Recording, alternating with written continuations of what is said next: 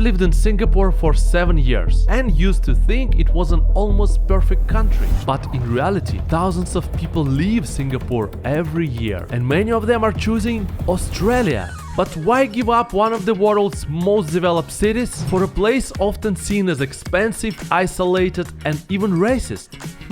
Maybe those claims are just a lie spread by the media. I had to find out for myself. When I was 20, Australia was my dream. Now I'm 40 and I still haven't been. So I booked a flight to Sydney. I came up with 8 criteria to compare Australia and Singapore: cost, lifestyle, weather, and more. It's like a quick test for both countries, and the one with the better score gets my taxes. I will also talk to expats, including a bold Singaporean chasing a better life, and by the end I'll decide: stay in Singapore or start fresh in Australia. Let's go!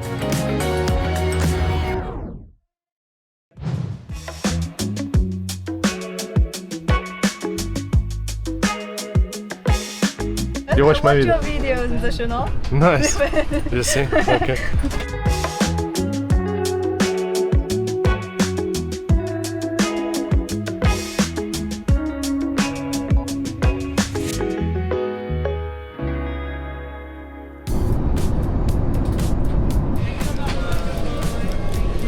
Bye-bye. Thank you so much. It was my dream since 18-year-old to come to Australia, and here we go.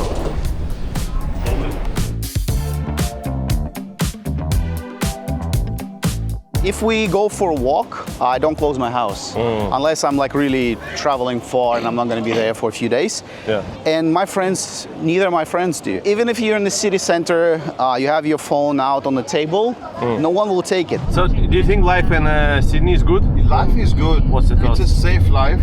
Yeah. Look, it's a safe atmosphere, 100%. Not much crime. No, not crime. much. Zero crime. Zero crime. Zero crime. Oh, okay.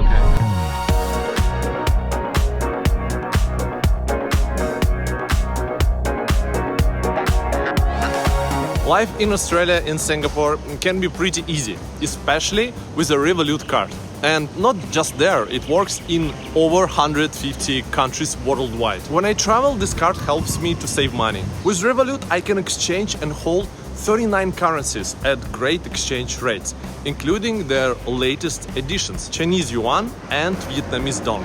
Super useful. So no need to go to money changers anymore. But even if you need cash, no worries. With Revolut, you get no fees on ATM withdrawals. All you need to do is sign up for Revolut using my link or scan QR code, and you will receive a $30 cashback. While using Revolut card, you also don't need to worry about buying a travel insurance. If you buy at least 50% of your return tickets with the card, Revolut will automatically provide your global travel insurance. So you really don't need anything more to live and travel comfortably. Sign up for Revolut using my link and get $30 cashback on your new Revolut card. We just went for some shopping and we were at a huge bookshop here. Amazing bookshop. So I bought books, I got my receipt, they scan the books, and you go out from the shop, you go through the gates. So if you stole any books, you would be detected. But still you have a person who is checking your books. So she actually asked us to open our bags. And it's a bit annoying. I mean, it's not a big deal. I didn't see it for a long time, like in Asia, that someone would be checking my bags when I go out from the store. It means that probably stealing is happening. We say, oh, Sydney is quite good, it's safe. Then as a Singaporean, my mind goes, no, Singapore is safer. Yeah. Did you know that there's a shooting? There are gang shootings in Sydney? Yeah. Obviously, you don't go to those places. It doesn't mean that you'll be safe, right? Like, you know where the usual spots where these kind of gang violence happen. Within my first couple of days in Sydney, I saw maybe 1 or 2 homeless people on the street, but there are a few. So when you start exploring more the city center, you see more homeless people. We saw like a couple of crazy people. It's definitely less than Europe and much less crazy people on the street compared to the big cities in the US, but they still exist. For safety, Singapore clearly wins. You are more likely to be hit by a falling durian than a criminal here. coffee is definitely better in Sydney, like on average, compared to Singapore. In Singapore, I like coffee C, coffee oil, so I like local coffee, but I also like kind of Western coffee, like cappuccino latte and stuff. And in Singapore, to find a nice coffee, you need to look for it. Here, in most of the places, coffee was great. The food in Sydney, so all the places, almost all the places that we went to, they were like, the food was good, like actually tasty, good food. But the problem is, there are no cheap options, there are no hawkers, so you can eat out good food, nice, tasty, but every time you would spend at least like, let's say $25 per meal, which is definitely more expensive than in Singapore. Still, because all like hawker centers is just blessing in Singapore. Is just the food is so good, the variety is so great. So Australia is not the case. Good food, but no cheaper options. So this is called social pub, is it? Yes. Okay, can you explain me the concept of it, like in a couple sentences? Australian government subsidize beers for locals. Yeah. Yeah, that's So- pretty much the concept. So locals can get drunk cheaper. Locals can have good time without spending too much money. That's cool. I want to have it in Singapore.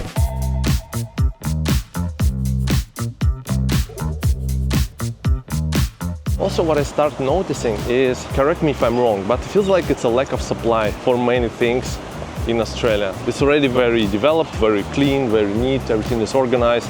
Even in Tasmania, like not many people, but all the roads and like infrastructure is quite good. But if you talk about like new places, businesses, like cafe, restaurants, feels like a little bit undersupply and over demand. A couple of cafes and restaurants that we just wanted to walk in on Tuesday, Wednesday nights, or not Friday, Saturday, they were packed. I talked to a guy who's been here for like 3-4 years. He's from Kazakhstan and he plays paddle. And he said in Sydney you have only 3 courts for paddle, like 3 places, compared to Singapore where are like numerous places for paddle and they're like opening and opening. And if we talk about like Bangkok or Bali or Phuket, there are a lot of courts are popping up. So it feels like maybe for Australians and for Australia it's like, okay, it's enough. There are established cafe, restaurants, like some gyms, but not many new places are opening because the labor cost is super expensive. There are a lot of regulations and maybe people are not so like money driven, not so maybe entrepreneurial or be like business driven here, and it's already like the quality of life is high already. So they kind of, yeah, maybe it's enough. We don't need like hundreds of like paddle places.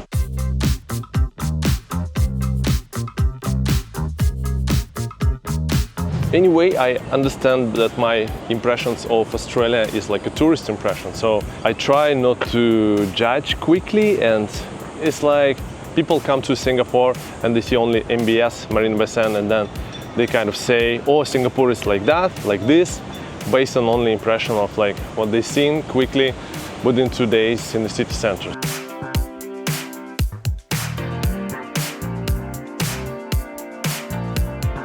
For all permanent residents and citizens, we have Medicare system, so most of the general visits to doctors are free. You can come as many times as you want. If you do get prescribed some very expensive medications, some of them are for free, but the expensive ones, for example, we're picking up later today $1,000 medication. This is the actual price it says on it. Yeah, I will be paying like $50. So 95% of the cost is covered by the Australian government. I think the bottom line from my perspective is, if we take tax and we take the cost of living and everything, the cost of owning a house, cost of owning a car, and all the other stuff, compared to Singapore, in Sydney, I can't say for Perth now because I haven't been there for a while, it's close. Same. Very close. Close. Like there are things that are extremely expensive in Singapore that are a lot more affordable here. Yeah. And there are things that are very, very affordable in Singapore and like so expensive. Like here. taxes, for example. Taxes are twice more expensive here. Yes, twice, right? Twice, and food, going out to eat, because the labor cost is higher here. So as long as somebody's cooking and preparing a meal for you, you're not only paying for the food, you're paying for that person. And the labor cost is higher. Both places are expensive, but in different ways. In Australia, you might pay more for avocado toast. In Singapore, it's a car. So let's call it a draw. Okay, so you've been living in Sydney for 3 years. 3 years, yes. And you? 2 years. 2 years. What's the bad thing about living in Sydney for you, in Australia? The weather. The weather. Yes, the weather. What about you? Positive attitude of all people. Can you elaborate? They all easygoing, yeah? They're always going, they're always smiling. Yeah, they will never say anything negative into your face. Yeah. Okay. What's the for you? It's weather. Yes, The weather, yeah. because I come from very cold country. The weather in Sydney compared to Singapore. So now it's summer in Australia. It's February, but it's summer in Australia, which is weird, right? Because everything is upside down here. If you compare the weather, now it's like quite enjoyable. A bit too hot during the day, but it's summer. So I guess winter would be a bit too cold for me, not for everybody, but for me. And fall and spring would be like very, very enjoyable, like plus 20 degrees Celsius. I like Singapore weather most of the time, not always, but weather in Sydney, it's like, I think it's unbeatable. Ooh la la! What? It's like in the middle of nowhere.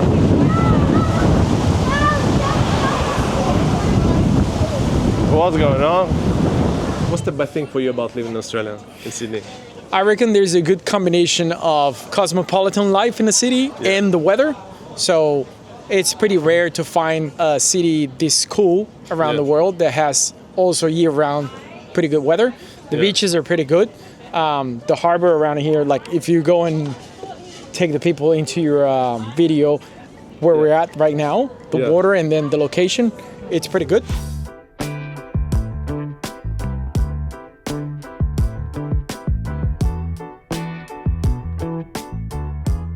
Wait.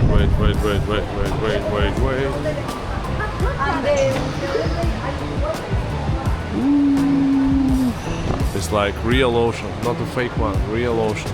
Wow.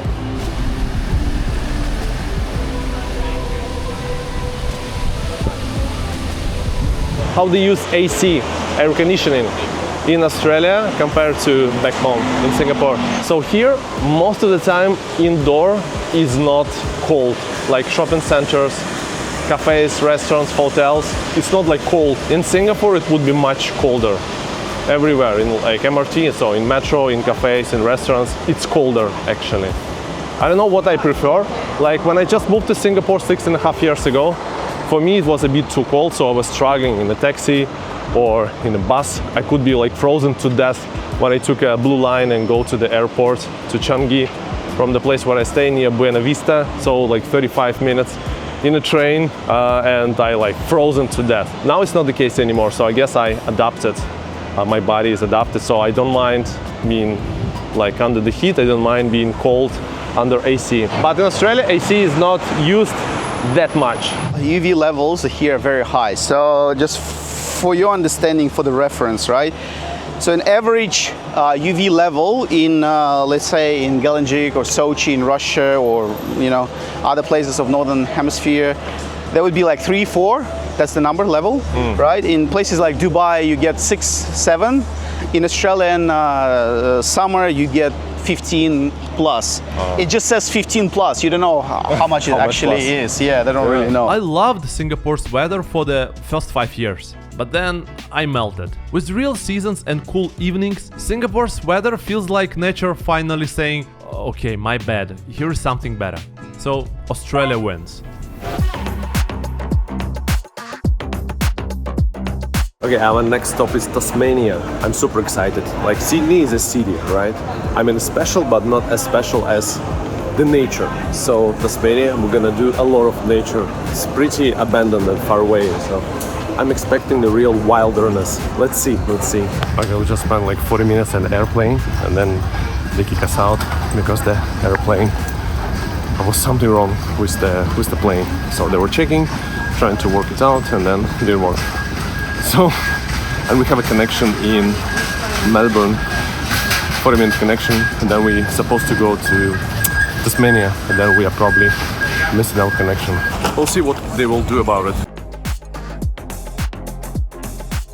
Alright, not too bad. So they actually book us to a direct flight. Virgin Australia, you're not too bad. You're doing well. When you make a domestic flight within Australia, no one really checks you. I think that was the case 50 years ago for other countries, but as far as I know, it's only Australia doing that. So you can, I physically booked a ticket for my brother when he came to visit me under the name of Mickey Mouse.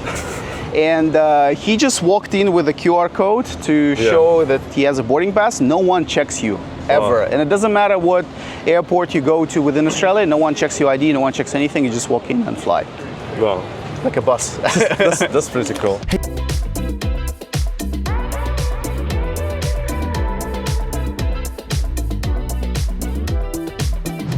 Right, it took us 10 minutes to figure out what to do, and I installed the app. Now it's charging. Alright, just turned 100. Alright, we found the place. Only old people around. Overall, like in Tasmania, there are many old people traveling, which is a good thing, right? It's a good thing. Whiskey place. We just had a 19-year-old whiskey. It's pretty cool, and this is the huge distillery here. So Australia is actually famous. There are distilleries, and same as Scotland, where I invested in whiskey casks. Commuting within Sydney was very easy, so not more than 30 minutes to any point A to point B. Not much traffic, so quite enjoyable. The difference compared to Singapore, there are not many like highways in the city. There are some, but they are not used as much as in Singapore. So you normally like just go through the small streets of the town. Even from the airport to the city center, they don't take highways, they just go through the small streets, which still takes like less than 30 minutes from the airport to the city center. Comparing to US, when you drive on US roads, tunnels and roads, exits are clearly marked. So you can see, you drive and it says, okay, exit 2A, and then you just look at the sign and you exit according to the number you see on your navigation system.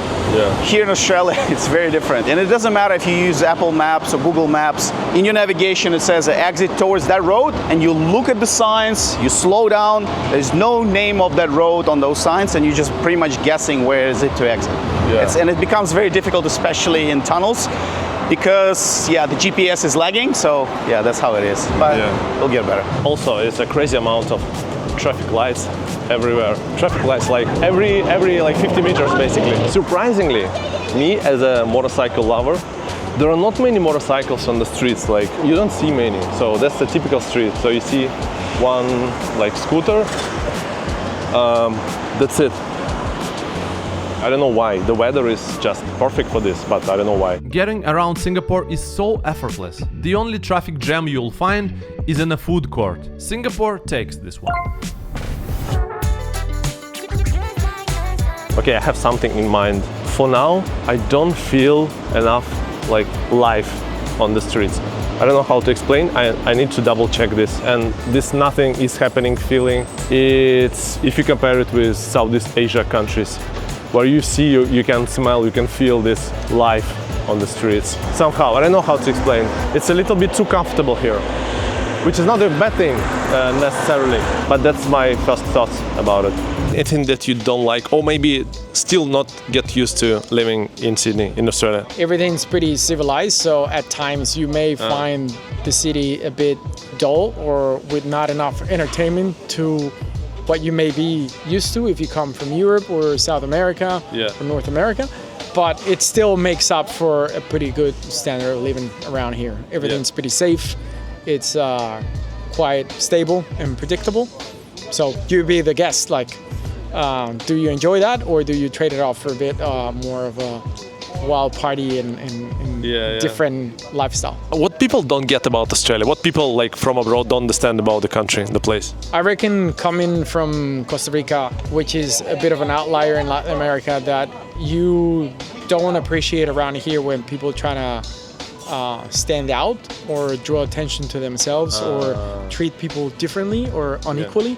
So it's a pretty egalitarian culture. So it's not looked up upon if you want to just stand out because you have like a cool car or a cool job or whatever it is. Everyone's pretty, have it your own way. Don't mess up with the rest of the people and you be off you go, mate, right? So don't try to mess up with everyone else's life being too loud or too obnoxious.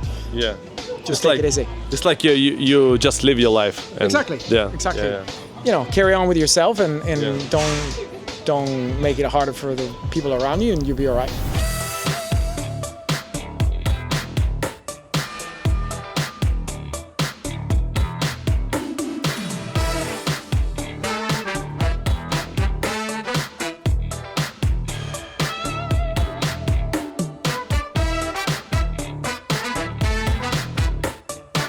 back in 2014, I took a drive out of Perth and I attempted to drive all the way from Perth to Adelaide.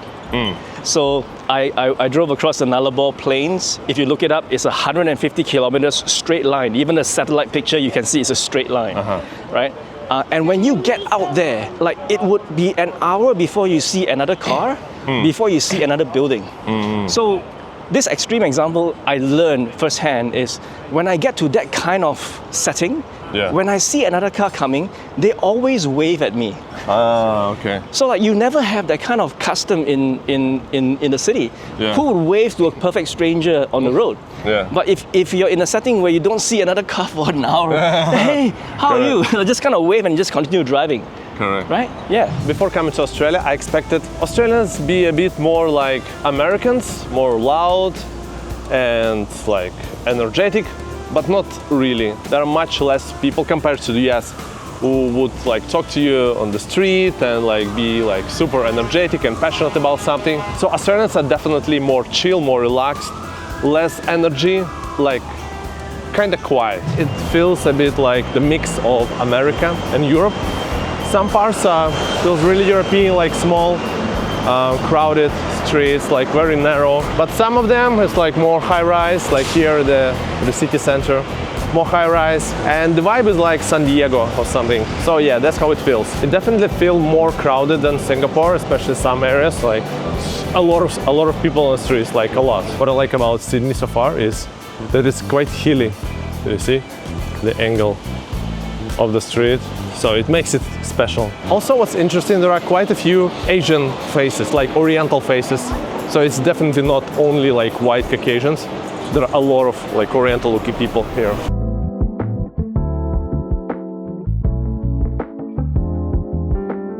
My friends told me that Sydney is not Australia, and it seems to be true, because at least half of the people around you, you don't hear them speaking with Australian accent, but they speak different languages and different accents. So it's definitely a melting pot, Sydney. Just look around. Plenty of space for the developers to plan things out, you know, and then lots of spaces for people to walk. There's a very outdoor, much more outdoor culture here.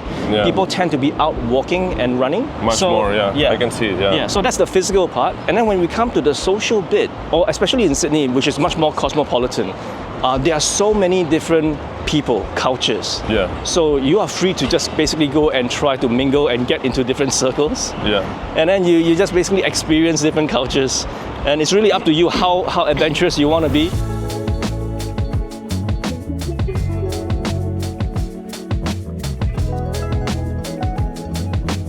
Well, the funny and interesting thing was we went to this party after the wedding, and there was wines that they pour in our glasses. So we had like a staff who walk around and they see you need a refill, they do a refill for you. And at some point I saw the bottle, I just grabbed the bottle and decided to pour the glasses, and they just ran to me. It's like, no, you cannot do it, you cannot do it. It's like, what the, why? And apparently only staff from the place with the license, like alcohol serving license, can do it for you, can do the refill. If you do it yourself, so the place can be shut down. So they were like, oh my God, don't do it. I asked my Australian friends, they're like, yeah, that's the case. And it's like, wow, it's a little bit too much. So we don't have this in Singapore. People say Singapore is like overregulated, but no, Singapore is not overregulated compared to some countries, definitely. And also things like they just passed the new like law that the employer cannot tax the employees outside of some particular like working hours, and cannot text or call employees, like, for example, on the weekend. For me, a person who loves the hustle and bustle culture, like to work, business, energy, I don't think it's right. For me, I try not to abuse my team. So if it's like Saturday and Sunday, I try to minimize my communication with them, especially on Sunday. I mean, if we need to finish something, of course we'll be finish it on Saturday or Sunday, or like working late at night. But me personally, I'm trying to plan and structure the business so the way that we don't need to work outside the working hours, but sometimes it's needed. So if the client asking something, like we're working with the brand and we're doing some collab with the brand, and the brand came back to us on Saturday asking for some additional information, and we will say, oh no, sorry, Saturday doesn't work, only Monday. Yeah, contact us on Monday. It's like, what the hell? Like, we are losing money, they are losing opportunities. No, it's not the way that I like to do things. Hey, I've launched this Telegram channel where I'll be sharing insights from my guests, travel tips around Asia, and also my thoughts about YouTube, marketing, business, and even life. It will be cozy, personal, and free of charge. So join me, just scan this QR code on the screen or click the link in description, and I'll see you there.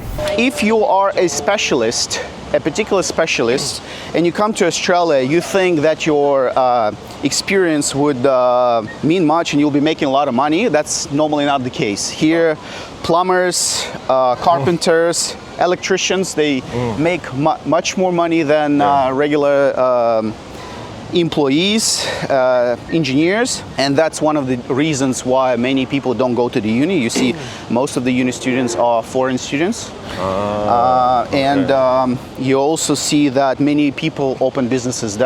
It took me a few years to understand that and go towards that route of opening their own business. Australia simply has more space and more things to do, and their idea of work-life balance actually includes life. Most people will love it.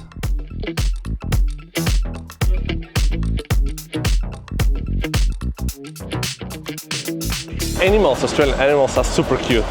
They are quite tiny, they're quite small and cute. Tasmanian devil, the kangaroos, like there are huge kangaroos, but there are a lot of like small wallaby and like small type of kangaroos and wombat. I don't know, it seems like Australian creatures are small and cute. The thing about Australia, go and Google for a wildlife park, and these are a little bit cozier setting, and they allow the kangaroos to roam in the wild.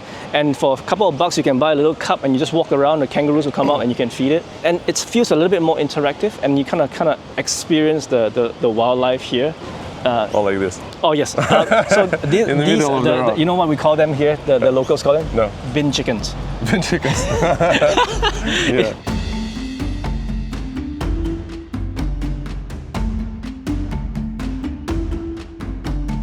I recommend you going to south of state of Queensland. That would be Gold Coast. Beautiful Rivieras, expensive houses, high-rise buildings, different vibe.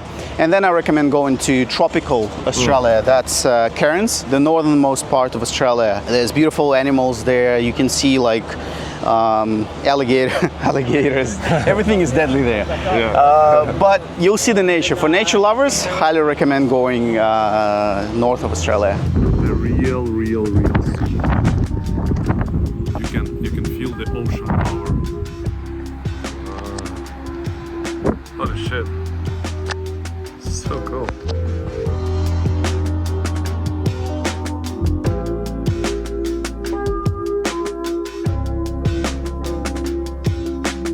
Some categories are up for debate, but this one is like arguing with a kangaroo. You will lose. Australia takes it. Australia is a lovely country, a lot of things to see here, but the main drawback for me would be you're kind of disconnected from the rest of the world. If you have friends living in Asia or in Europe or in Middle East, it's freaking difficult for them to get to you, to see you. And for you as well, if you want to do business with like China, India, Southeast Asia, if you want to go to Middle East, okay, it's like 7-8 hours, still manageable. Basically, if you live in Australia, you will be in Australia, so you'll be localized here. So you will not move around much. So that's the thing, and I don't want it. I want freedom, I want to travel the world, I want to be in many places, often as I want to or as I need to. Also, my first impression of the airport was not the best one. Maybe it was a bit chaotic. It's like the airport looks new, but navigation again is a bit broken. Then you ask someone like where to go with international passport, and then they just send us to the wrong place, or wrong queue. And then the queue was pretty long. I mean, it was moving, so maybe it took us like 20-25 minutes to cross the border, but there's just loads of people and a long queue, which you don't see in Singapore like at all. It's the best feeling when you come back to Singapore and just you know that it's going to be like zero traction for you to get out of the airport. But don't get me wrong, it was not too bad. It was okay.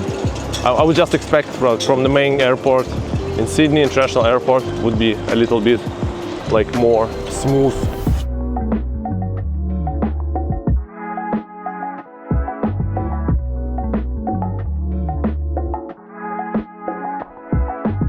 Due to the geographical location, we're so isolated from the troubled world, to say, and we have all these resources.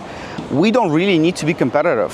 In reality, all the country needs to do, and the population is so low, all the country needs to do is just to maintain the rule, like the law, and just to make sure the government does the right thing. Yeah. And if we need more money, we'll just open up the gates and we'll get more people in. And you know what? Or we sell more iron ore, or we'll send more coal to China or to Asia, or we build more solar plants and we'll sell energy to Singapore. There was that project that they thought about, to having a I saw that one. from Australia to so because of that, we're so isolated and we're so independent from what's happening around the world. Unless something really bad happens, I think it's a lucky country. Australia is a lucky country. We've never had an economic slowdown over the last 30 years. The last one, I think, was end of 90s. Even during the GFC, 2008, 2009, there was really nothing. Australia is great until you want to leave. Meanwhile, Singapore has the location and Changi Airport, the ultimate cheat code for getting out.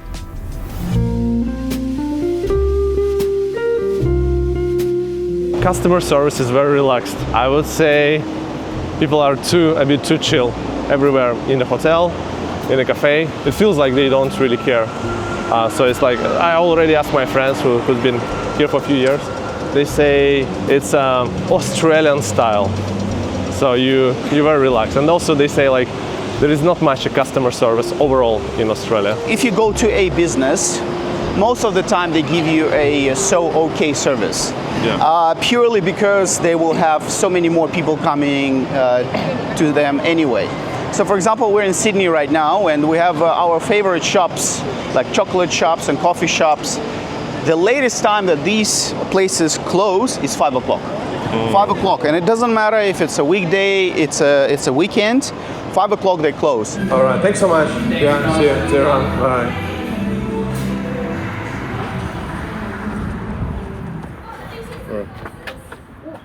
Oh, thank you. Thank you. Thank you. When we were thinking where to immigrate, Australia and Sydney appeared to be the best option. If you think, and whoever is watching, just ask yourself those questions. So what is that important for your own city where you live? What is that important? The work opportunities, right? Work-life balance, how clean the city is, how safe it is, what the weather is like, and so on and so forth. So there's a list of categories you can grade any city in the world. And Sydney, in my opinion, is the #1 city that gets the most score, the highest score. Yeah. However, it won't be the #1 in anything in particular. So it's just the best average across the world. You might not get a "how's your day" in Singapore restaurant, but you will get your noodles in 90 seconds. Need a doctor's appointment or your internet set up? Cold efficiency never felt so good. Another win for the little red dot. Going home. Finally. All right, that was nice. 9 days in Australia, but it's time to go home. No place can beat Singapore, so going back home. I came to Australia chasing a dream I had since I was 20. But after seeing it with my own eyes and hearing stories from those who chose to live there, I realized something. Despite all the criteria, happiness can be found in any country. For me, Singapore is my most beloved home today. So when I compared life in Australia and Singapore across different factors, Singapore came out on top. But I met many who found their joy in Australia, and that's what truly matters. The world has a place for you. Wherever you are on your journey, I hope you find the place, the one that finally feels like home. And if it comes with friendly faces and smell of something cooking, even better.